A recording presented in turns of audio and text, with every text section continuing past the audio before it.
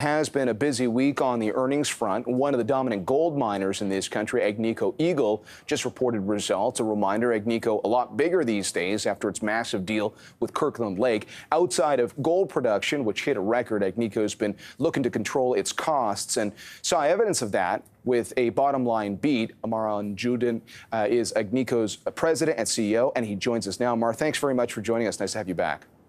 It's my pleasure. Thank you for having me. Last time we spoke, you talked about how you were preparing for the inflation headaches. Let's go through an example from the quarter. For example, energy costs have soared in the past year, but you hedged against that, correct?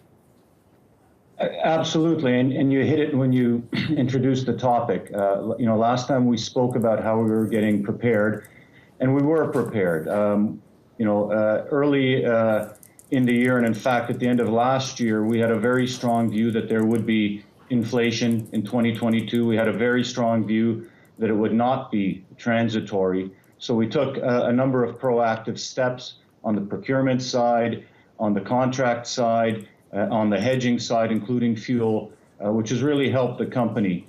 But the truth is, where you get most of the savings is through effective, strong operations. And when you are delivering excellent mill throughput, excellent mining throughput, the costs invariably are under control, and that's what we've seen.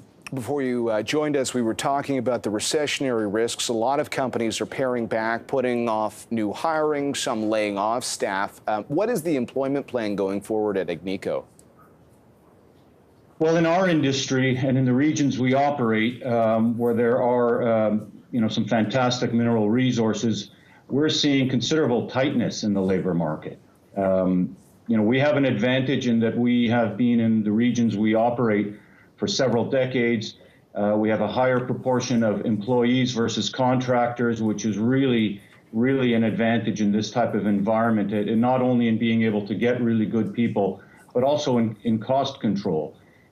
So in the areas we're operating, we're seeing tight labor markets, but being the employee of choice, we are, it's affecting us, but we're doing quite well, I think, relative to some of the other players in our areas that that don't have the history and the size that we have. Well, we referenced the size and the Kirkland deal. Your sector has been awfully busy. The GCM deal this week, Yamana Goldfields in the spotlight. Should we expect more action in your sector? Yes, absolutely. Our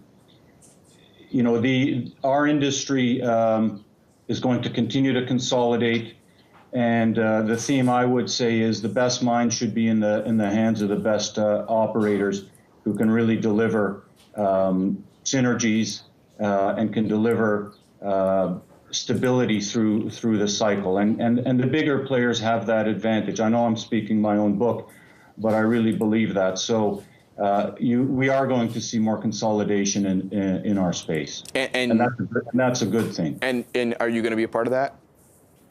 Well, it's our job. I mean, this is part of what our shareholders pay us to do, which is operate mines efficiently and safely, but also to be aware always of the environment around us.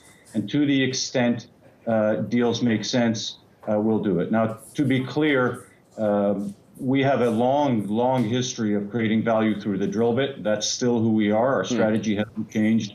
But absolutely in this environment where there's a lot of consolidation in the areas where it makes sense, we'll be observant to that. Okay. Gold getting some attention today. I mentioned that earlier, but bullion still headed for its fourth straight monthly loss. Last time you said you're confident 3 to 5 years out, gold will ultimately be higher. You still feel that way? 100%. The reason rates are going up is because there's inflation. The reason gold is going to go up in the long term is because of the devaluation of fiat currency. So it is normal that gold is under pressure when interest rates are going up and when the U.S. dollar is exceedingly strong. That's normal. In fact, I would argue that gold has held up quite well. But what you saw in 2008, what you saw in 2016, is once those elements stabilize, gold, the long-term trend, moves in that direction. So we continue to be constructive on gold.